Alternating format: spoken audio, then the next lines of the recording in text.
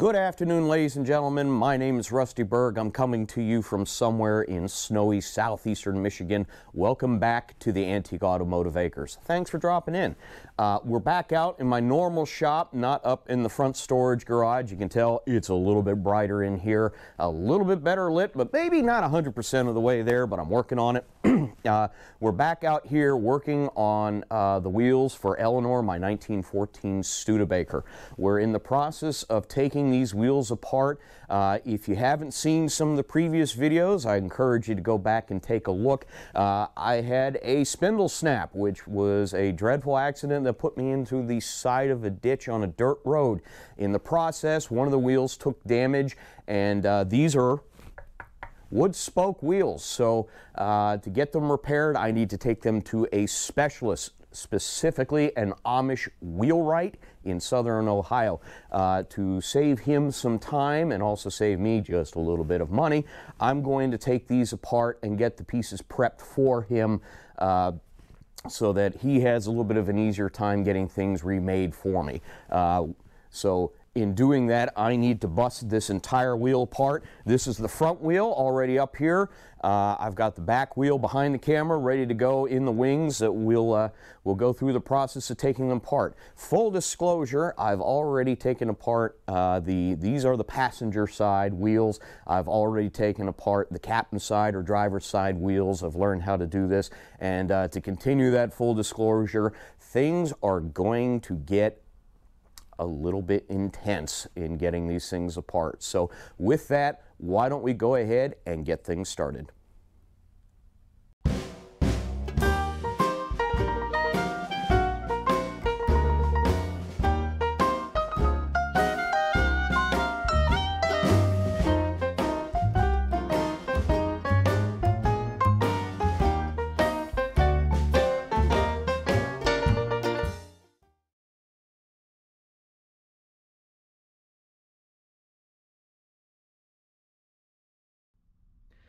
Okay then, deployed the handheld again to give you a brief overview of what these wheels look like. So now you're looking at the front wheel of a 1914 Studebaker, and the construction of these is fairly standard for the time, but a whole lot different than we're used to nowadays. So I figured I'd give a bit of an overview of how these were put together so you all can get a chance to understand what has to happen to get a new one made. So what you're looking at here is the entire assembly, and you'll also notice, and I apologize, it's a little bit dirty back here, that's a lot of the mud that was left over from when the car slid into the ditch after the accident, so I haven't had really a chance to clean these things up yet. But the way this is assembled is what is known as a demountable split rim. And when I say split rim, a lot of people who might have experience with heavy-duty trucks are thinking of the Widowmaker style of split rim. These are not that style of rim. A split rim in this era is, you can see right here, there is a pin that holds this rim together. Let me see if I can get you into so you can see. And I apologize, I'm still relearning all the controls for all the tools I have for this, but this pin holds the rim together, but the bead of the tire is what is known as a clinker style bead. That is expanded into here. There's nothing that pinches the tire together. That's done. This is a piece of spring steel that was formed to hold the bead of the tire together. Now, what also is interesting, and as you can see them here, these 6 lugs, as you can see as I point them out around the wheel, are the actual lug nuts. These are what hold the tire onto the wheel assembly. So if you were to need to change a tire, you would loosen these 6 nuts here all the way around the circumference, and then with one other thing you have to do is take your air stem. This is just like a regular bicycle Schrader valve, just like a regular tire, although it's made out of metal, just because that was what the material of the era would have been, and it's a really long thread, so you're going to have to bear with me as I thread the dust cover off of this thing. But in the long run, this dust cover comes off. There we go. And then this is a standard Schrader valve. Just it interfaces just like a standard tire nowadays. Standard air into the tire and tube. These are tube tires. They're not like a radial. There is an inner tube in these things. But you have to take this tire and rim assembly off to change your tire. You would have to take your dust cover off, and then you would have to take this rim nut, excuse me, off of the tire. Again, it's tight on there, but this threads off, and then the 6 nuts that clamp this all together come off, and then this tire and rim, as an inflated assembly, come off of the rest of the wheel. This would stay on the car if you had a flat, which happened a lot back in the day. Horse nails and rubber don't go together very well. You would jack the front or rear of your car up, take the dust cover off, take this clamp nut off, take these 6 clamp nuts off, and these come off as an individual unit, and then the whole rim and tire will slide off the wheel. This portion would stay on the car. In fact, you can kind of see inside. If I bring it down a little bit more, that's the bearing race here. That this is being the front wheel. That's the front wheel bearing, and then there's one on the back side. That's what holds this hub to the car. Other neat features about this, these are, as I mentioned before in the start of the video, these are wood spokes. But even more unique is in these early wheels like this, these are what are known as wood fellow wheels. So what you can see here where my finger is there is a piece of wood here. The tongue of the spoke goes into that piece of wood, and then there is this steel band that goes around the outside for reinforcement, that they use this to press the spokes into the hub. So when these are assembled, they're stacked up like a teepee. I'm holding a camera, so I can't really show you with both hands, but they're stacked up like a teepee, and then they actually come in with the hub and a big hydraulic press on the order of multiple tons of press force to squeeze that hub and press them flat. That puts the wood spoke in compression, which is where it wants to operate. So as the wheel spins, you never really pull that wood spoke apart, which wood doesn't like being pulled apart. It might break. So by pushing it together, it puts all these spokes in tension, and that's how these tend to stay together. It's the force of being pressed together that holds these together, not these carriage bolts. These are just to make sure that this doesn't split apart during operation. And usually a classic sign of when these wheels are getting too worn out, that it's time to get them redone, is because the wood would shrink, you'll actually hear a clicking noise. It's usually the kiss of death with these wheels, that they're moving relative to one another and they start clicking. That's the sign that you need to get your wood wheels redone, and you need to get them done by somebody who knows what they're doing.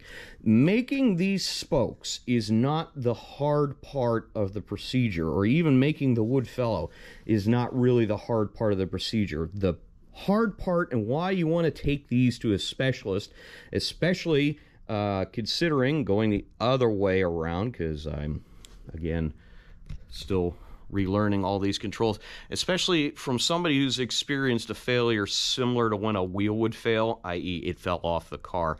You want to have these done by a specialist, because your life depends on getting it right. These wheels that I have are probably the original wheels, the original wood spoke wheels of the car. They were in good condition. I had treated them and they were not clicking, so they weren't ready to go. Unfortunately, when the spindle broke, that's what's driving me to do this. But the big thing is getting the right wood for this double growth shagbark hickory. It's really hard, strong, durable material, just like they make baseball bats out of it. You know, it's there to take these impact loads. As you're bouncing along the road, these are taking the brunt of the force, and you want somebody who knows what they're doing to find the right wood to make these out of. That's why I'm taking these to a wheelwright in southern Ohio, because the Amish wheelwrights still make wagon wheels and buggies to this day. They know where to get the right wood to make these as strong and as durable as the factory would have done back in 1914. So, I keep wanting to pan the wrong direction. I apologize. That's why it's tipping down and coming back again. So, with that, what I'm going to do is set the camera back up on the stand again, and we're going to get into busting these apart. It's a relatively straightforward process with some twists and turns, but we'll get this taken apart and move on to the next one. So I'm going to pause here, and then we will be back and breaking this wheel apart. Okay, move the camera in a little bit so you can kind of see the process of taking these apart. As I mentioned before, just like taking and changing the tire on the side of the road, the first step is going to be to take the tire and rim as an entire assembly off of the wheel. Then we'll have to flip it over and bust apart the nuts that are holding the hubs together, and then also get in here and remove the wooden fellow from the steel band. So there's nothing to it but getting into it. One thing to point out, again, safety glasses, just because you only got one pair of eyes, you might as well try to protect them. I typically don't like using impact drivers and things on hardware as old as this. Remember, the metallurgy on these cars from way back when wasn't up to what we're used to with modern metallurgy, so I typically default to hand tools, but you will see me break out an impact driver on the back side of these. From the factory, once these were assembled, they peened the nuts over, and maybe I'll give you an overview when we get to that point, but I'm going to need a little bit more oomph than what a standard half-inch ratchet can actually do. So time to just get in there and start disassembly. 5/8 inch socket, by the way, to take these apart. And on the side of the road, as a when you would be stranded with a flat tire, as part of the toolkit you would have received with your car. Now, I don't have a complete toolkit for Eleanor. They're kind of hard to come by, but you would have been given a wrench that would essentially do exactly what I'm doing here, so that you would have a tool on the side of the road to be able to take your wheel off. Just like even a modern car nowadays, if you got to change a spare, they usually give you a wrench to take it off. Now, this is one of the clamps I was talking about here. This is what is holding that steel rim onto the wheel itself. There's 6 of them that hold this on. They're a captured nut design, and I'm not 100% certain who the supplier was that made these wheels for Studebaker at that time. I've heard, or I think I even recall seeing it might have been Continental. Not 100% certain. If somebody knows, feel free to drop that in the chat window below. But I got 5 more of these. They're a captured nut. You can hear it rattling around, but this is the wedge. It actually wedges down and provides, you can't see it through my hand, isn't that cute? It wedges down into the space between the steel rim and the steel band of the fellow to provide that location and keep the wheel from moving around. So 5 more to go.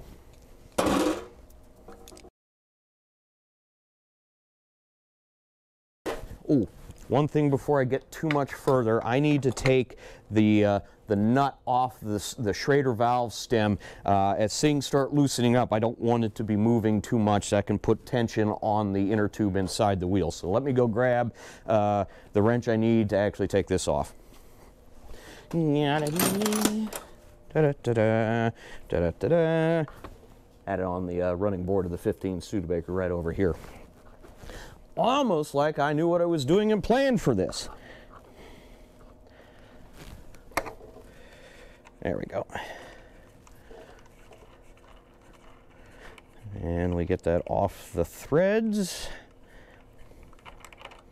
So this is there to hold the stem to the wheel and make sure it doesn't flop around while things are running and driving. It helps locate it, protects it from moving. Again, that in modern tires is vulcanized into the rubber inner tube. On the vintage tires, it would actually have been a bolted piece with some sealant to hold it into the tire. But either way, you don't want it moving relative to the inner tube itself, otherwise the tire starts leaking, which is not ideal. All right, let's get the rest of these off.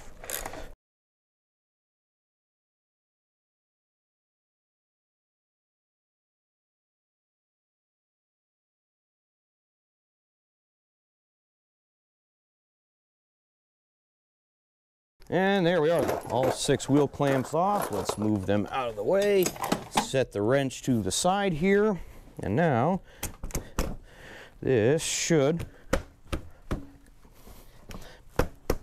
pop right out. Jiggle, jiggle, twist.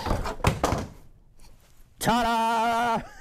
Didn't want it to fall, but that's okay. So now, completely fell. All right, but you can see this is how the spare, or even how the tire mounts. So you've got the steel belted isn't the right term, the steel rim here. This is what the tire bead is set into, inner tube tire. And then, as I mentioned before, these are considered a split rim, but not the same as a split rim that's around the center. There's just a pin that holds this all together. That's what makes the connection. Also makes it a lot easier when you have to mount a tire. You drive the pin out of here, and then you get in here, and you can use a special tool. These are spring steel. You pull it apart, and then you can mount the tire in relatively easily. So I'm going to get this out of the way and then bring up the wheel, and we will get into taking it apart to continue the disassembly. So, Geronimo, kick my bucks together a little bit. So actually I'm going to flip it over. No, I'm not. I'm going to leave it there, because what I need to do next is drive. These are studs. They come through the wood. I need to drive these out of the wheel itself, because the Amish wheelwright will most likely need these. These look like they're a little bit of an oddball part. I'll show you one once I get it out, and why it looks oddball. But these have a feature on them to clamp them into the wheel itself. So let me get a precision adjustment device, and we'll go ahead and get that out of there. So nice dead blow hammer. Try not to, plastic on one end, try not to damage the threads too much. Here we go. Yahtzee. All right. Let's take a look at one of these. So, like I said, the reason why I think these are a little bit unique, I've seen these before, but this one has a bend in it, which is kind of strange, but it's not bent. It looks like it was bent at the factory, but you can see here, these are those ridges that kind of hold it tight in the wheel. This is sandwiched up against the back of the felloe, and then these are the threads that, as I showed you, the lug nuts that hold the tire and rim onto the wheel itself. This is what they thread onto. So I've got six. This is number 6, got 5 more to drive out of there. So let's do it. Walk in front of the camera, that's always a good idea. By the way, if you ever do any of those meal kit preps and they send you a metal tray, or even just like you get the roast turkey, these are great for holding parts in your shop. So just something to keep in mind. So let's get the rest of these out of here.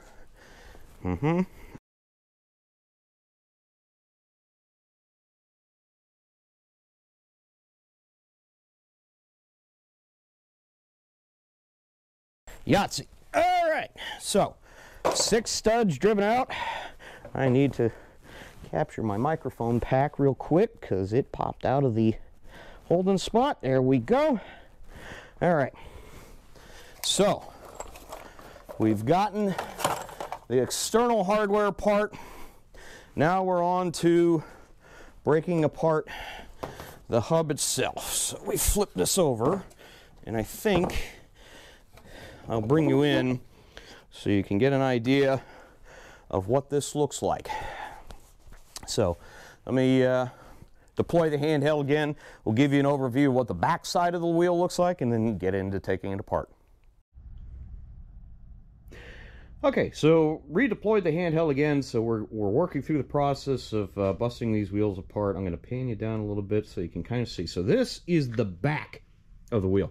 This would be the hub that actually rides against the spindle on the car. And what you can see is the ball bearing for that is still inside the hub. There's a seal here to hold the grease in as it's running.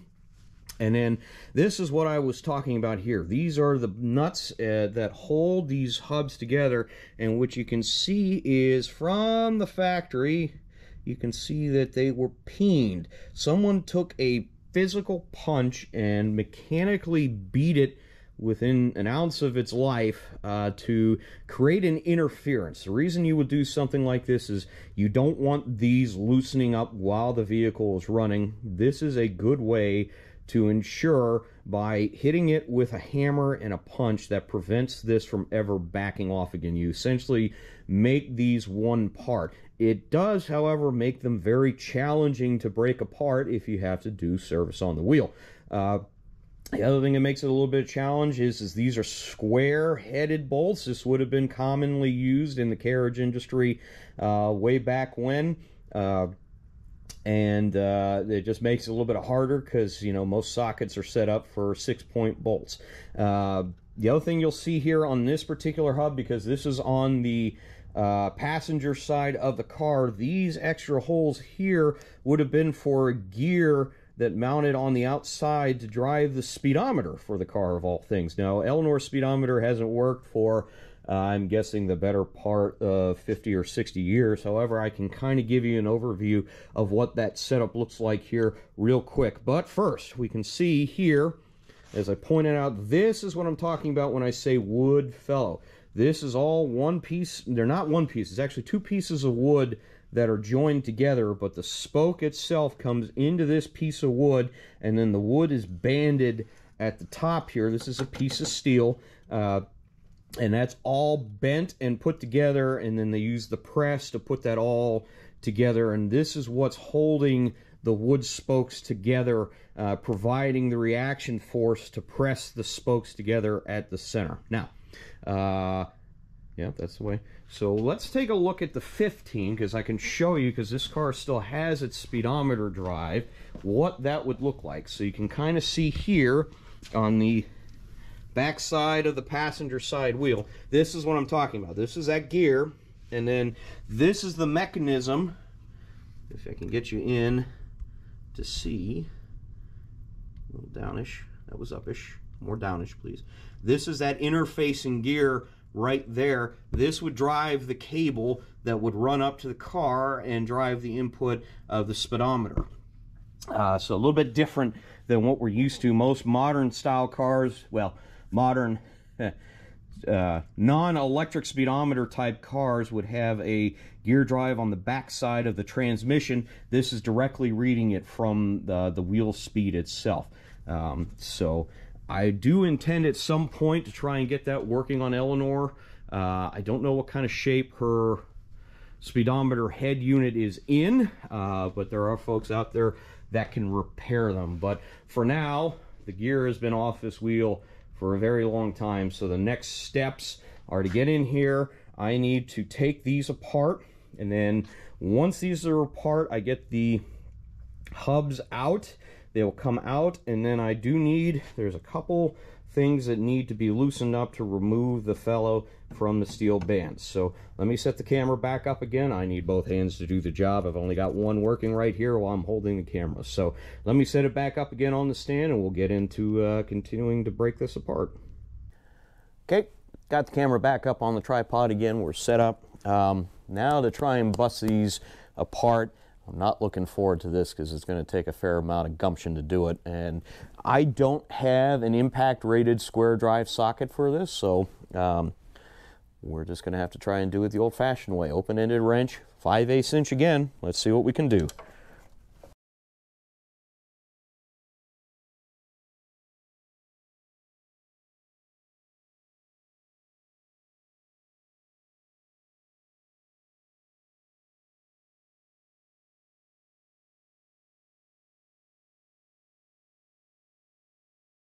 So far, so good.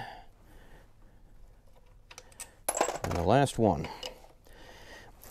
Oh, there we go. That was a good one. Felt the shoulder pop on that one, though. Anyway. All right, 5 out of 6. So that got those out of the way. Now, we need to drive these out of the hub. So we're back to precision adjustment devices. Sorry, Maggie. To remove these things. So let's see how we do.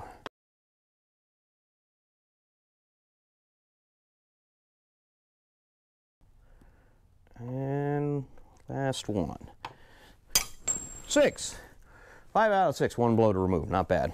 So, all right, let me pick those up from the floor here. 1, 2, 3, 4, 5. And 6. Okay, now we need to flip the wheel over again. And so it's interesting, these are a two-piece style hub. There's an outer flange that goes over the inner support here. So you need to strike this portion, and it's relatively loose, which is another sign that these wheels needed to be redone. I dropped my rag somewhere. Hold it! Where'd you go? Come back here. Only so I can keep my hands relatively clean to hold on to the precision adjustment devices. So we come in and tap, tap, tap, tap, tap, tap, tap. Ta-da! There we go.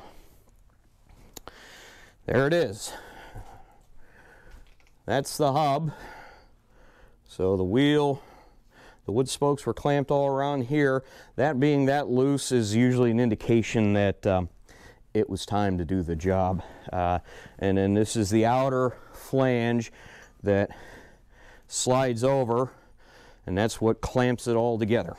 So we are in the home stretch of getting this apart. Now, let's see. What was the next step? Okay.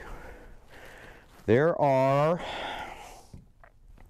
in the rim, 2 screws and 2 studs that hold this together. So the rim itself, there's a band here. This little, can't quite see it probably. This here is riveted through. That's holding the wood fellow to the band. And then at a 90-degree interval from it is a classic wood screw. So I need to take these out. And then with the first set of wheels, I was able to hit these out with a hammer. We'll see if I have a similar amount of luck. Screwdriver. Where'd you go? Where'd you go? There you are.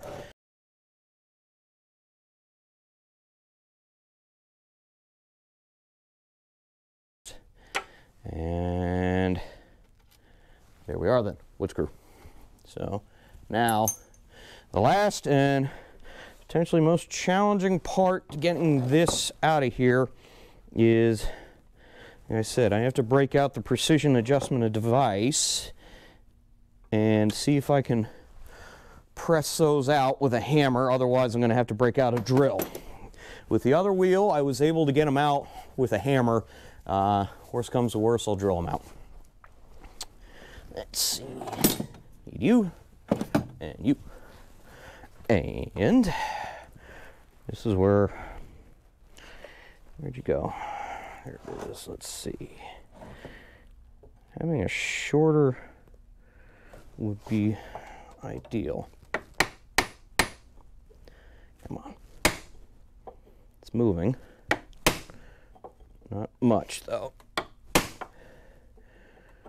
It's starting. Come on. Unfortunately, the wheel is moving while I am striking this. Let me see what I can jig up to hold this thing still. Be right back. Okay. I think I remember doing this with the last one, but I've got a clamp on here just to hold this in place. Because what I'm doing is, this was peened over and I'm just trying to push it back through again. I really don't want to drill it out in case the wheelwright needs it for reference dimensions to get a new part for putting these wheels together. This is a common style of clamp they used on wheels back then, but you never know if it might have been a slightly oddball size or something like that. So if I can save it for reference at least, that's a good thing. So back to beating with a hammer. Let's see here, where did you go? There you are. Now, let's see. Now the problem is the whole bench is moving. There it goes. Ha! Popped it free. Good sign. Okay. It just popped out. So I got to spin it around, wash and repeat. Come on.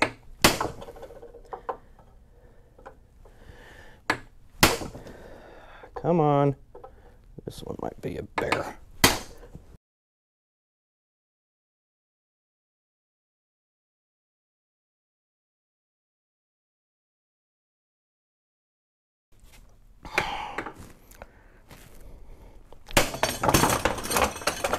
Didn't expect that to happen.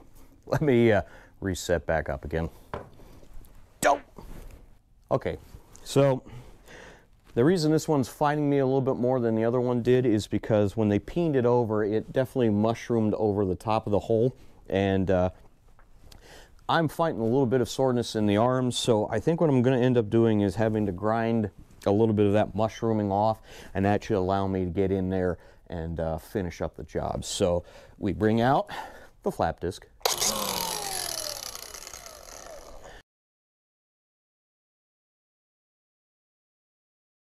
Let's see if that was enough. I can still see a little bit of the material, but maybe that loosened it up enough to actually do the job. So, all right, a little bit more grinding.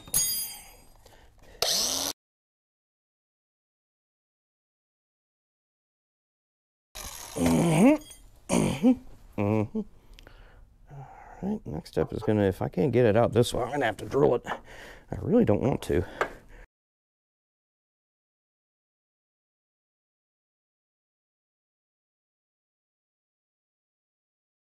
It's definitely trying to move. Let me keep grinding at it a bit more. I'm just gonna try and brace this setup a little bit more just to prevent it from running into my other cars. So, be right back.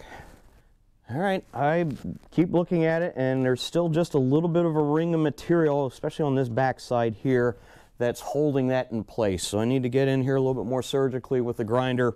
My fear is I don't want to grind too much of the rest of the material away. This is what's holding the wood together. So I just need to get in on the bottom side, be a little bit more surgical with the flap disc here. Don't think those words have ever been said. Surgical and flap disc in the same sentence.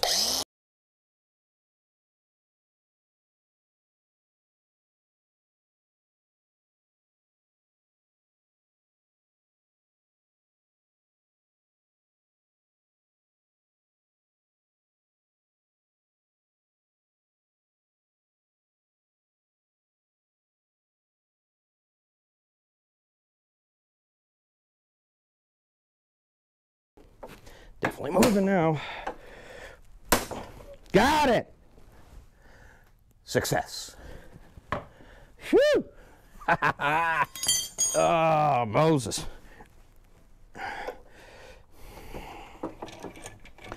There we go. Set that out of the way.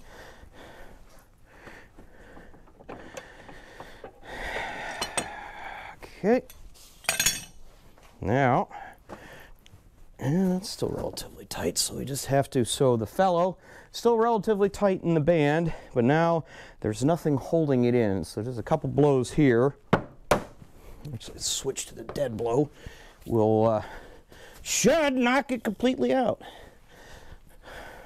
Uh-huh. Mm-hmm. Mm-hmm.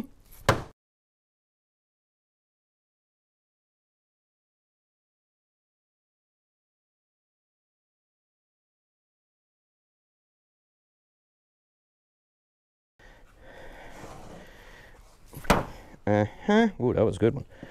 Dad had some heft behind it. Keep dropping it.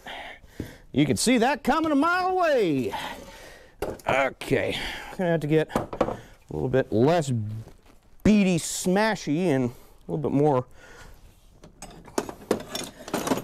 leverage based.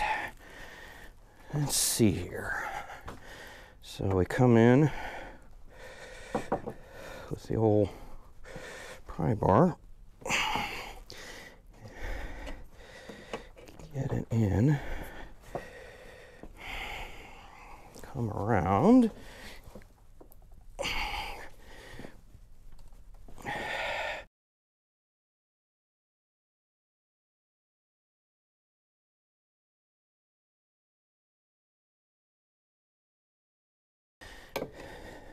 Okay.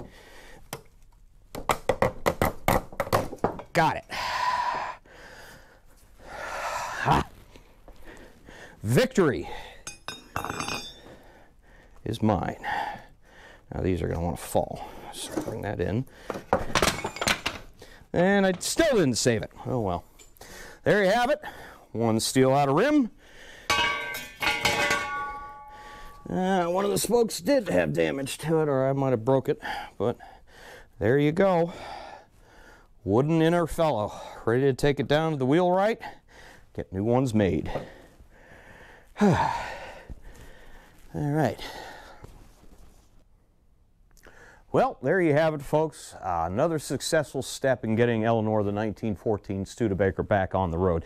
One more time, just to share and show how these wheels were put together. This is the wood fellow and the wood spokes. It's one half of the front wheel we just took apart. In all honesty, that took a lot more out of me than I thought it would. So I'm going to take a bit of a break, celebrate the success with a little bit of a delightful cold beverage. Thought the koozie was a nice touch given the vehicle I'm working on. So with that, I think I'm going to put a pause on doing the next wheel. We'll bring that up in the next video. Tune in for that.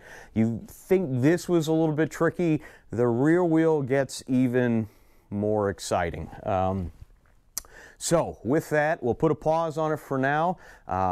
If you liked what you saw, feel free to hit the thumbs up on the video. Maybe hit that little bell icon. Give the channel a subscription if you're so inclined. I'm trying to get more videos out there of me working on my antique cars. If you got any questions or comments about the work I'm doing, or questions about the cars themselves, feel free to put them down in the chat window there and comment below. I'll try to read through them and get back and answer you if you got any questions or comments.